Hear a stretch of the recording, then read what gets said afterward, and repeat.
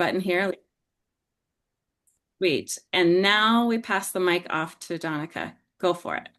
Great. So let me get my PowerPoint ready. So I love talking about love. And I like really talking about love within the context of like Indigenous love. I always talk about love in this work because, for a lot of reasons, but because the primary reason is, for us as Native people working in Native communities, we have this mandate of love. In the Western world, the mandate is to do no harm, which I always thought someone had to write that down, and that's an ethics. Where for us, it's that's a given. Of course, we don't do any harm, but our mandate is love, and so because of that, we have a higher responsibility to serve our people in different and more meaningful ways.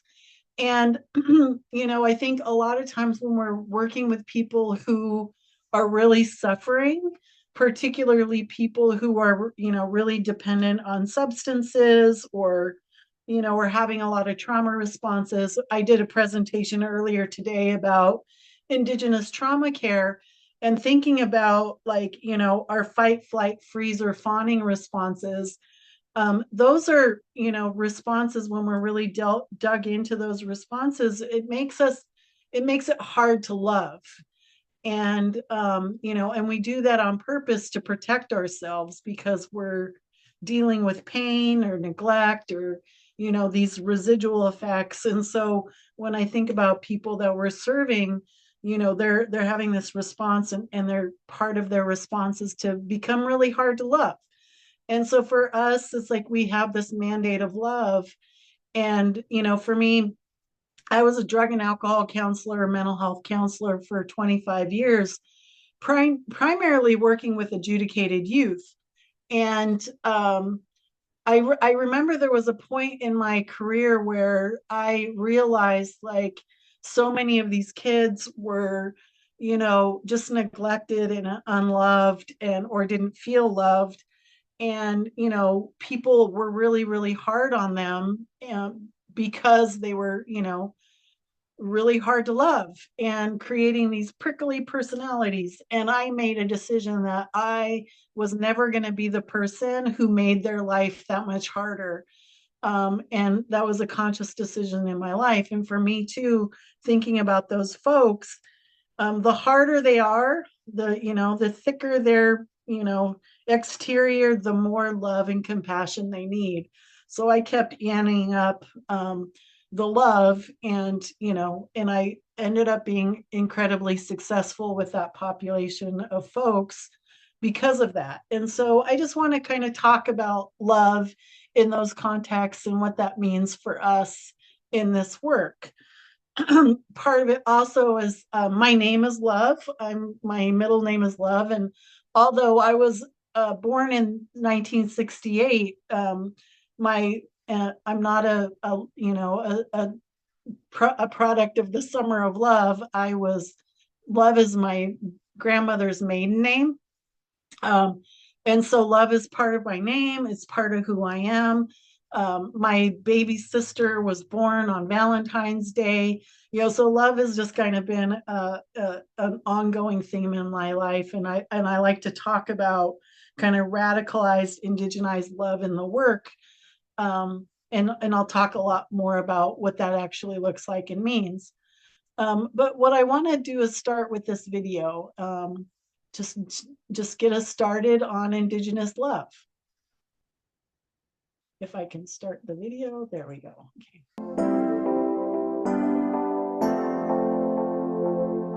Go.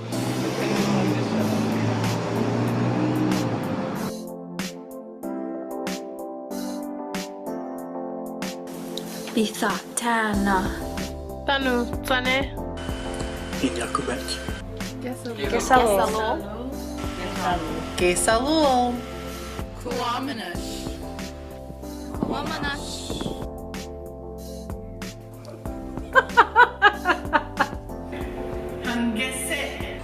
to Wishamash.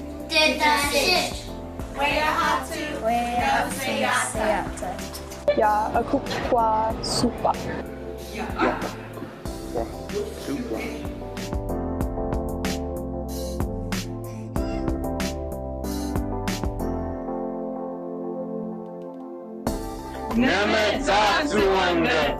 Anino hin.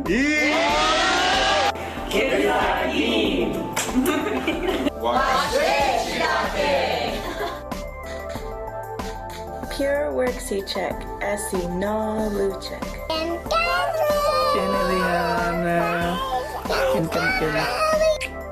Chi olotli, noa koi, hamilton shop, kumcha.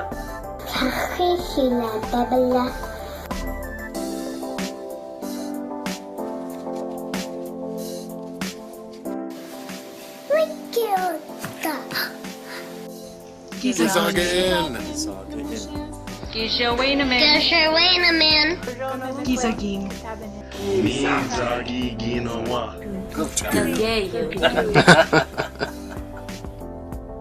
Aloha au ia oi. Ofatu. Te aroha tinonui. Lagalami. Shilnshu. Dawigide.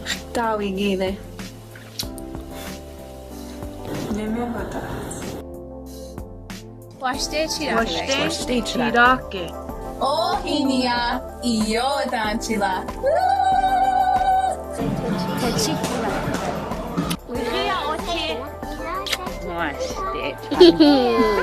Takoja lila tehichila.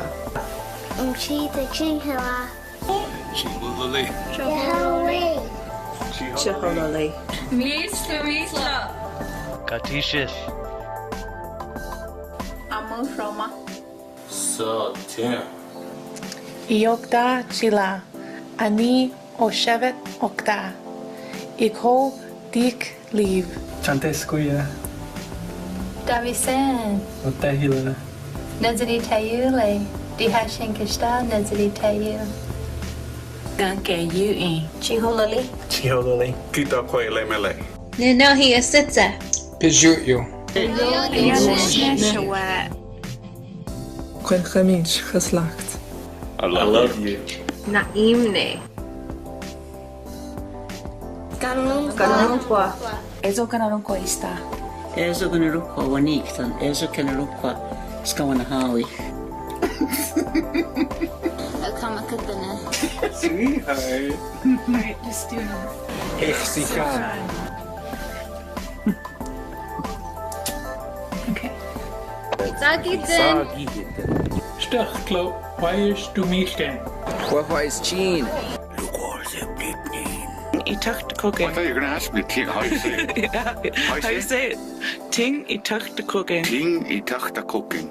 Yeah, what is it? How you? Good. Diowajishik. Need Ethan. Dung di koyaram. Me too. Wonigi Khete. I love you.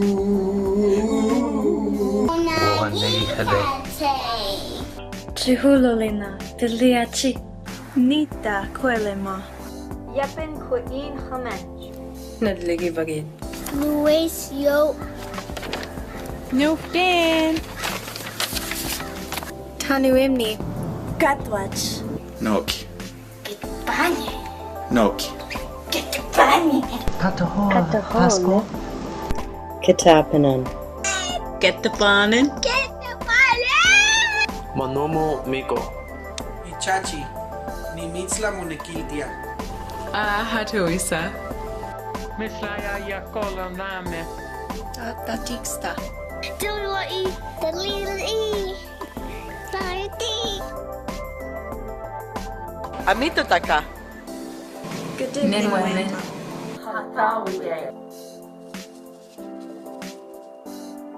New Wagner.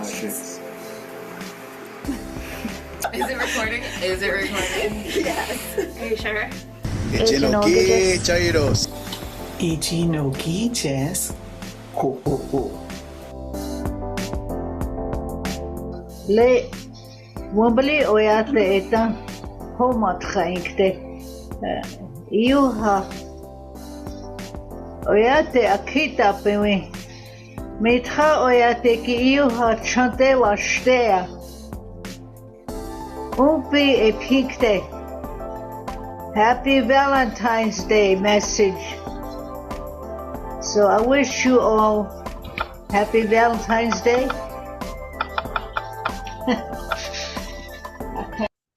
So that was 6 whole minutes of love bombing, and not in a bad way.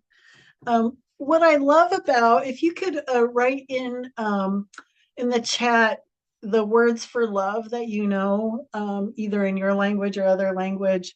What I love about Indigenous languages is that they're more interactive and they're more kind of verb based. And so for my tribe, the kind of statement of love is "I love you" is Chihululi.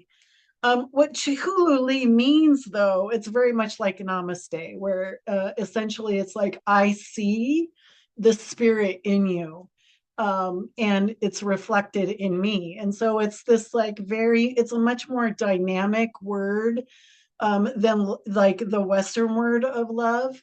But thinking about kind of like what love actually means and kind of the verb of love, the action of love.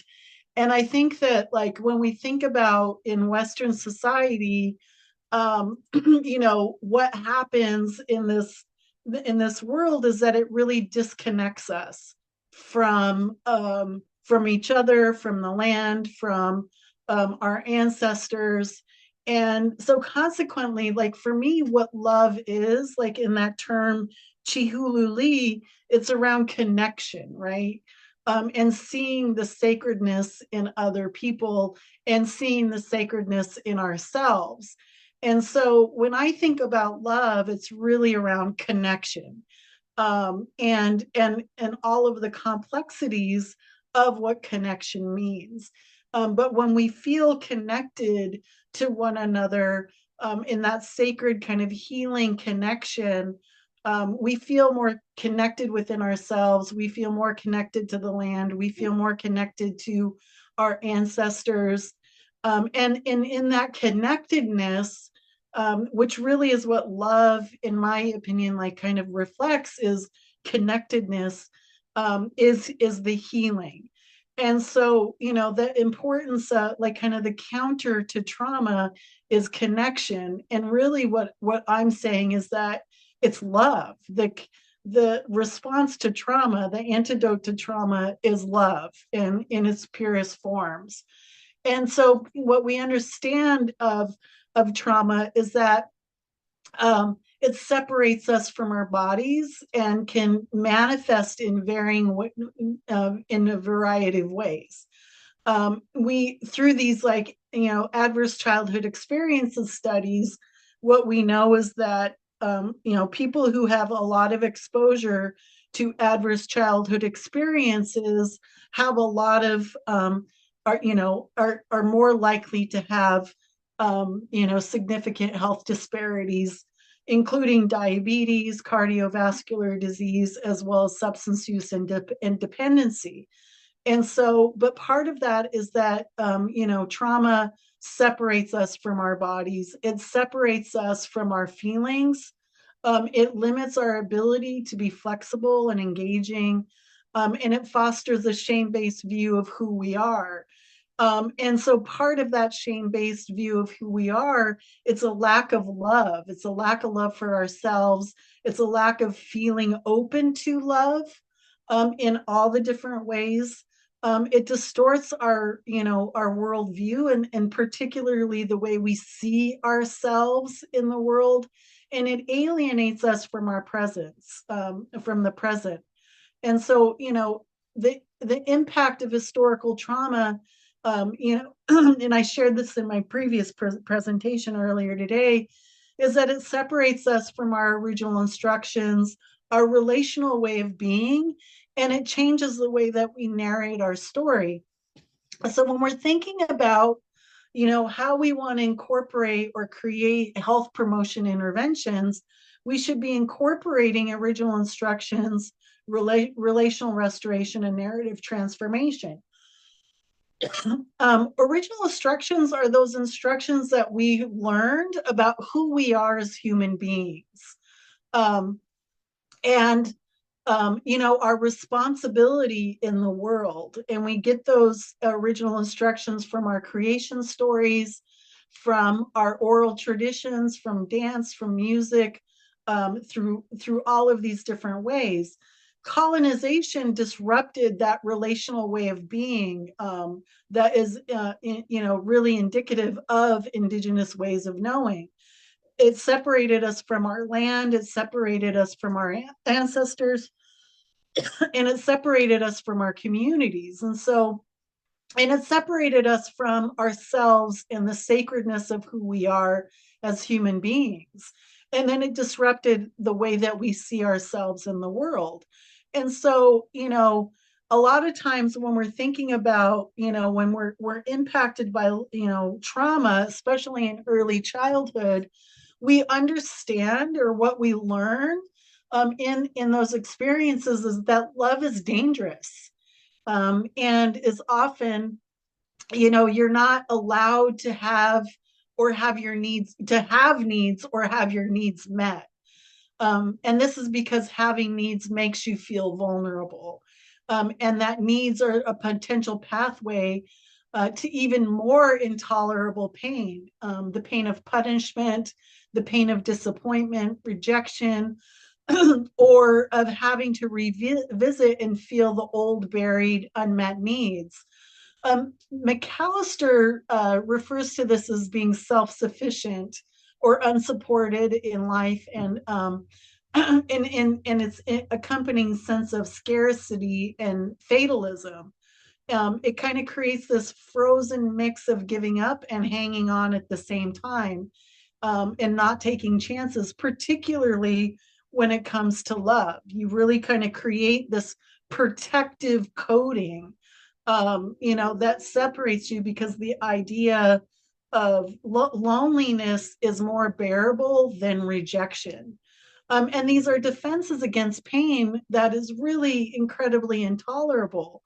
And so when we're really thinking about the impact of trauma, whether it be historical or adverse childhood experiences, it really impacts our ability to love and to feel and experience love.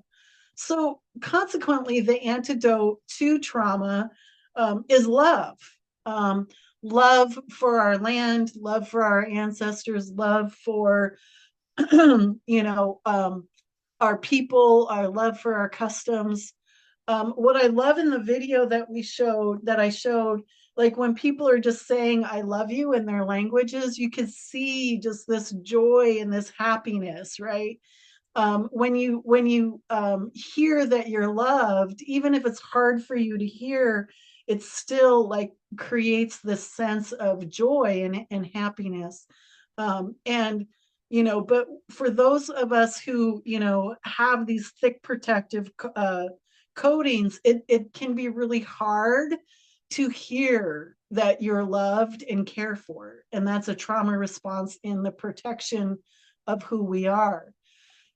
And so transforming trauma responses into healing opportunities is part of what we can do in the field, and in this work. And we do it by being curious rather than shaming, or shaming our protective parts that influence us to do the things that we may or may not be proud of. We can help clients to kind of start to see the ways that this is, this part of us is helping us, and kind of break that down. And once we can connect with that part of who we are, we can appreciate and thank that part of who we are for what it did, for that part of us that was protecting us and taking care of us and helping us to survive really adverse conditions. And then we can take a step back, so then we can do something different, which is where the healing starts. For me in my healing journey, I always share, like, I'm a runner. So, historically, when I was in friendships or, intimate relationships with people, I always had one foot out the door because I was just waiting for the shoe to drop, for the person to show their true colors, and because I didn't feel like I was worthy of love. And at a certain point, when I started going to therapy and particularly addressing kind of, early childhood trauma, and I could take a step back and I could look at that experience and the way that I was protecting myself and thank myself for protecting myself. But at a certain point, I needed to learn and heal that part. And I've been going to therapy for 30 years and I'm still in therapy. I'm still looking at those deep, dark wounds. And so it doesn't ever really change. It just, we're constantly having to work on it. And so taking that step back to start that healing process is really important. And when we're able to do this internally, then our relationships, the relationship can uncover deeper meanings and opportunities for healing and fostering relationships with, our community, with our partners, with the environment, where we feel seen and understood and supported. And it's really important for us to kind of continually do that process. The journey through understanding and healing trauma is not just overcoming past pains, but it's about opening up to new pathways for love, connection, and intimacy in all of our relationships, not just intimacy in romantic relationships. And I think in the Western world too, this idea of love gets really conflated with sexual intimacy. And love is so much more complex and beautiful and, and diverse than that. And so in our work, we're really encouraged to not express love for our clients or, or the work that we're doing, or even our colleagues, because it's viewed as having boundary issues, right? Because that idea of love is really conflated with intimacy. And so if you love your clients, it's perceived as like that you're having an inappropriate relationship. But for me, like, I love my community. I love my clients. I love my colleagues. I love my friends. And I tell them all the time, and I make it awkward because I really believe in the power of love in transforming, and healing us in all of those different spaces. And so within Native communities, we do have a different sense and idea about love and our connection to community. In the Western world, the role of community is different. In Native communities, community is vital to our healing, to our well-being, to who we are as people, whether we're living in our tribal communities or not, whether we're living in an urban community or, in an urban Native community, or within just our own little area. Like, community is really important for us to be healthy and happy, and having love for community and having it be a reciprocal relationship is an important part of that love aspect of community. And for Native people too, we love our Mother Earth like we love our own mother. And this is really, like, I think an important part of our healing in this work, is to really build that relationship with our most beloved Mother Earth, to, gain strength and compassion and support and protection. That's the energy of Mother Earth, is that she always provides for us. She gives us everything that we need. She protects us, she guides us, in this very kind of nurturing way. And that's why we call her Mother Earth. And so our love is really connected to that. And, right now, what we're seeing is a lot of kind of, a pain, because we see our mother in crisis right now. There's like catastrophic climate changes that are happening. And so there's this climate grief that we're experiencing right now. And there's a number of Indigenous scholars who are really addressing this understanding of climate grief, and not just for human beings, but for animals, and for the land itself. And so it's just really interesting and amazing to kind of watch this work happening in these different areas where we're really kind of understanding, excuse me, that connection to Mother Earth. And then, of course, we have our love for our ancestors and for Creator. And I was sharing earlier today, like in my healing process, I think the most profound healing I had became out of the awareness of this quote that Linda Hogan is talking about, where, the healing, when I understood that I'm never alone, that I'm always with my ancestors, and that my ancestors loved me and they prayed for me and they sacrificed for me, it really changed my perception of myself in the world. When I understood how sacred that I was in relationship to my ancestors and to Creator, it really helped me understand that. To understand and truly understand that you are the result of the love of thousands is incredibly powerful healing that we can have, especially in the healing and transformation of historical and intergenerational trauma.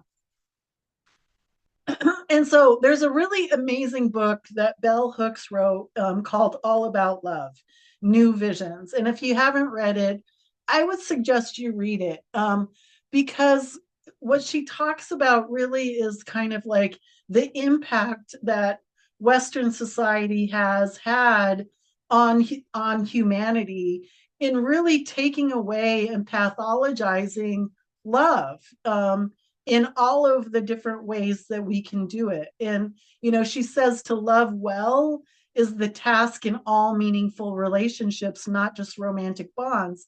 So in that book, she does talk a lot about the impact of love in your work, in your community, with your family, with your partners, and all of that. And so I would suggest reading that book. It really helped me to kind of like come to terms and an awareness of how important love is and how important it is to our humanity. For me, a lot of times we ask, the big question, what is life about? Like if you were going to ask God or Creator, what is life about? For me, the answer is love.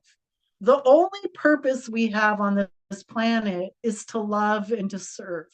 That's it. It's not any more complex or simple than that. It's just simply to love and be loved. That's the purpose of life.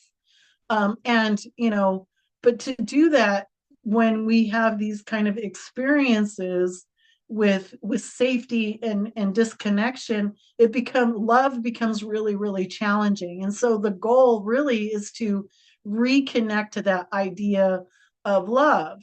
And to truly love, Bell Hooks also says that we need, kind of a mix of ingredients. We need care, we need affection, recognition, respect, commitment, and trust, as well as honest and open communication. That's an important part of it.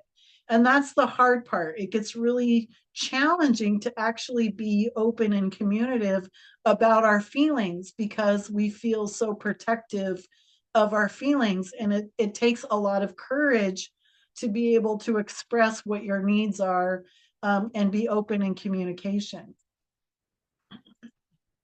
And so, when we think about, abuse and neglect negates love. It negates care and the affirmation. The opposite of abuse and humiliation is the foundation of love. And no one can rightfully claim to be loving when they're behaving abusively. And so, a lot of times in my life, I've experienced, abuse that came under this guise of love. I'm spanking you because I love you. I'm beating you because I love you. And that's how that kind of twisted sense of love kind of gets embodied or, entwined into who we are as human beings.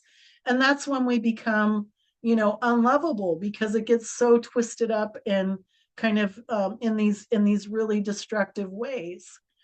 And again, I like to go back to Dolores Bigfoot, and the healing process that she talks about is that is really this idea of love. To me, this definition of that Dolores talks about as far as healing and what needs to happen in healing is love.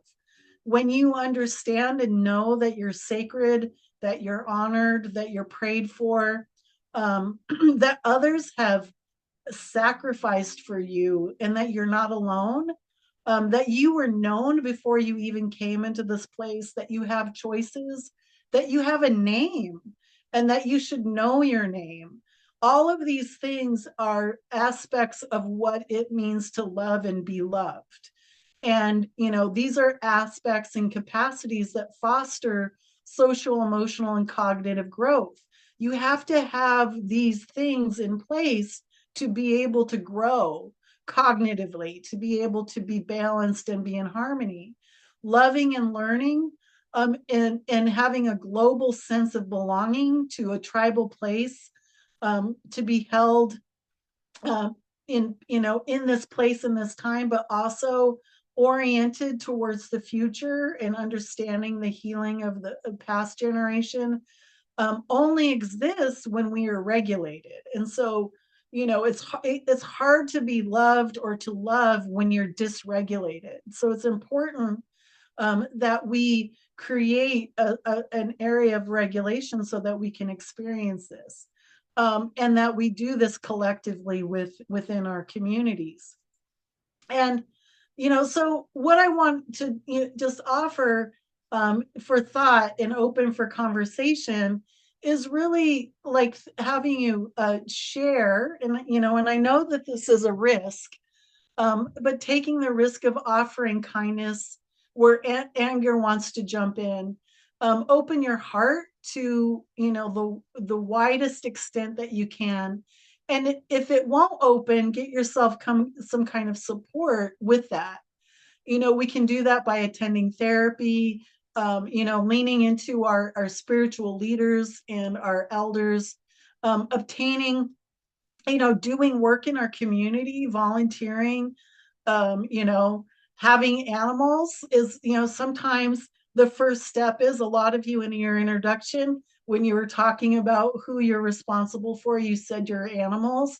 Sometimes, especially with the dogs, I'm not so sure about the cats. I'm a dog person. But with the dogs, especially, like there's this unconditional love that they have for us, right?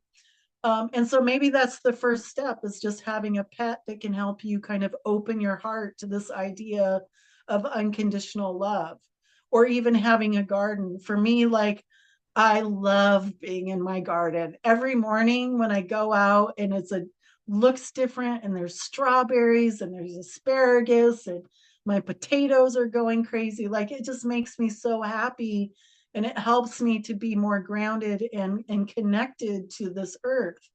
But we're all in this together, and life is too short to keep our hearts closed.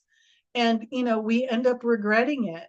When they interview people who are dying, none of them are like, I wish I had more money, or I wish I had bigger houses.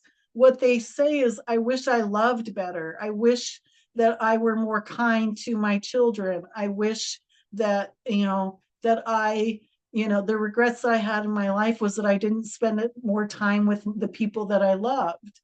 And in the end, love is always worth it, always worth it.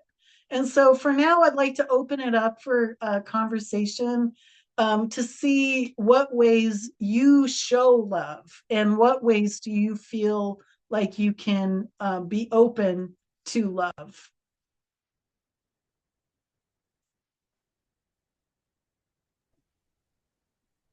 I'll start. I'm a big giver. Like, I love giving things. I'm like just little like tokens of appreciation. So my best friend lives around the corner, and I always take her like I grow lots of food and vegetables and stuff. So I always take her little gifts of food that I grow in my garden or things that I make.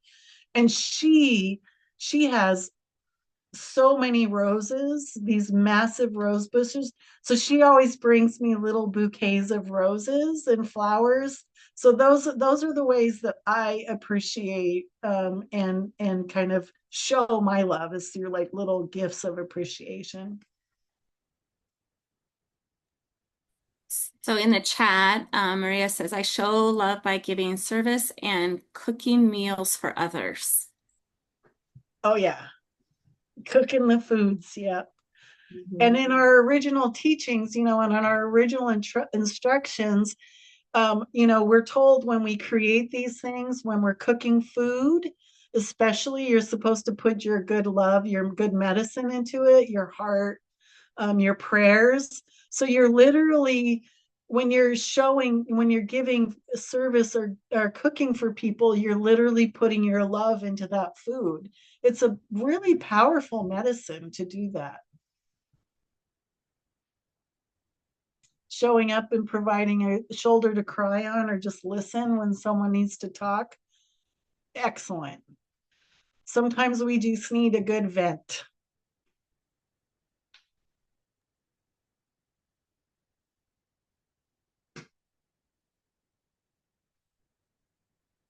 Nikki, how do you show love? How do I show my love? Oh boy.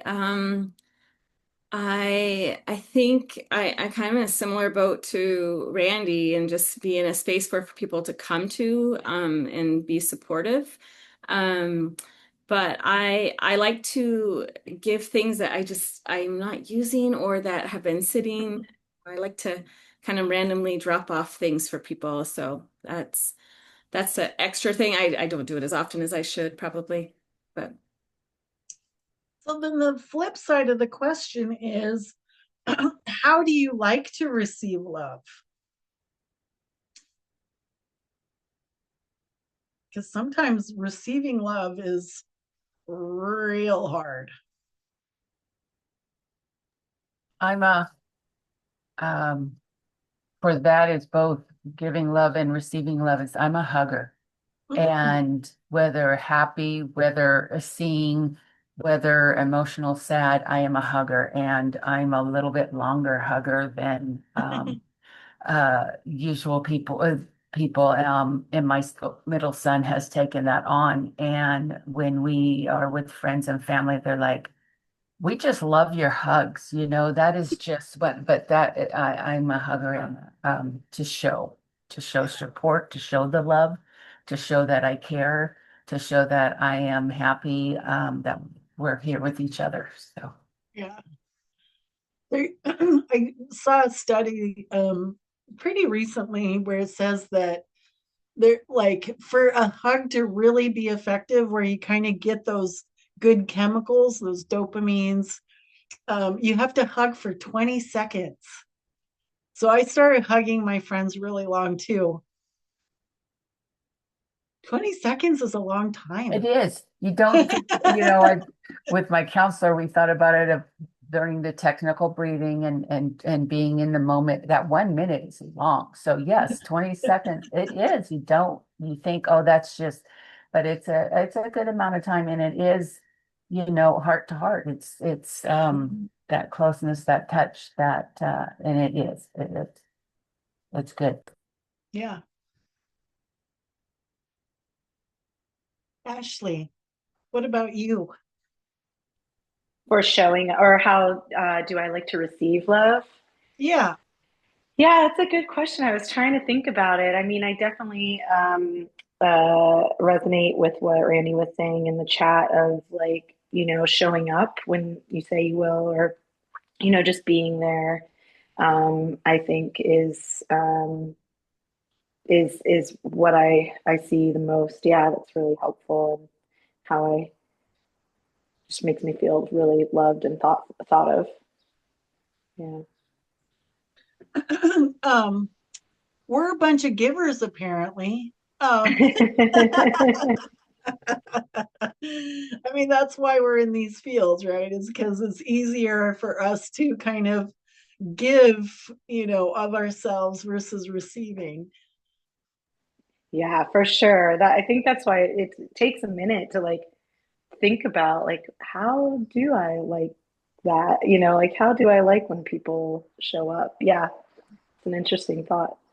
I think it's part of what makes us so incensed when people kind of like limit public health and our ability to give and to like help other people because it like fundamentally goes against, who we are, Yeah. and how we give love. I can tell you, I do not like words of like affirmation. I kind of get cringy when it's when it's that kind of love Yeah. and appreciation.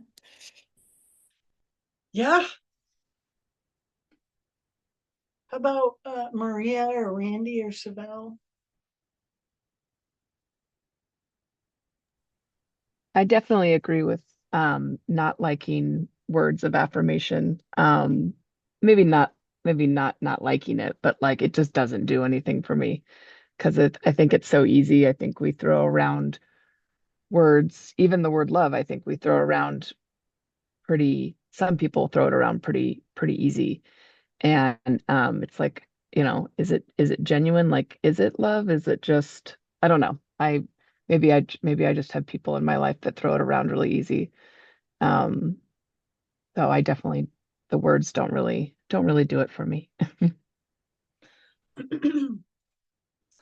Well, I think, especially those of us who came from, complicated childhoods where, like words and actions didn't seem to quite like that's actually a really, amazing protection. We want to see action, right? We want to see um words don't mean that much. It's the action. And I'm the same way. I get really uncomfortable with compliments even still. I've had to like really practice how to accept a compliment. And but for me it's like what I want is action, is those, actual acts of appreciation and love. Yeah. We have about 5 more minutes. Any other thoughts or comments about this idea of essentially Indigenous love?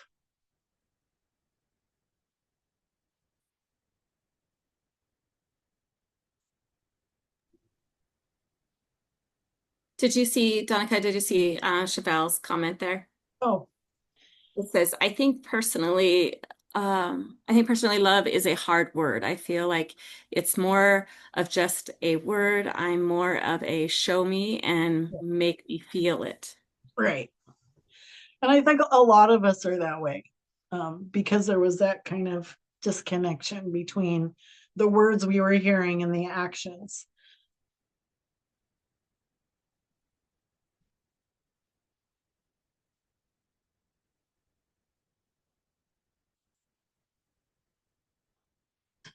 Any other thoughts, comments?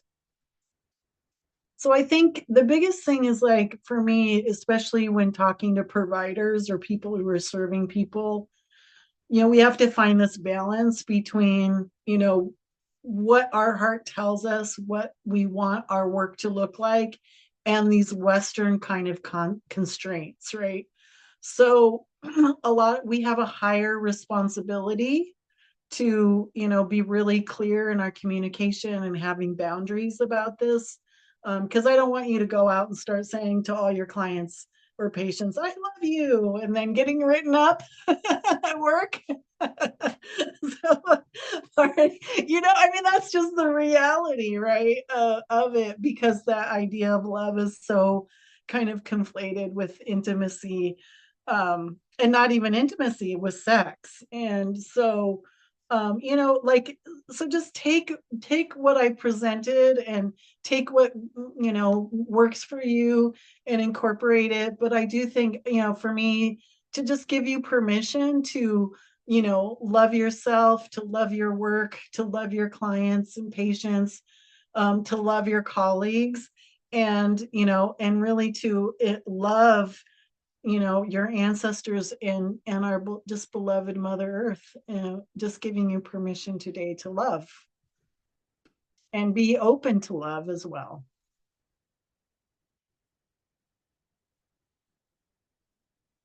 Even when we're prickly.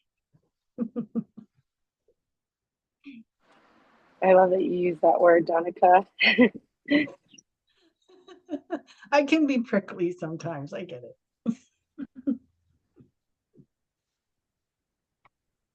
I just think of a feral cat, that really wants to be petted, but not like that.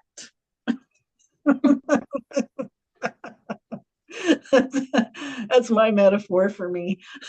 Love me, love me, love me, not like that. All right. Well, thank you everyone for your time, and let me know if you need anything, and thank you for all you do. I love you and appreciate you. Thank you, Danica. In the chat, Alicia has put in the link for the evaluation, and just as a reminder, if you do the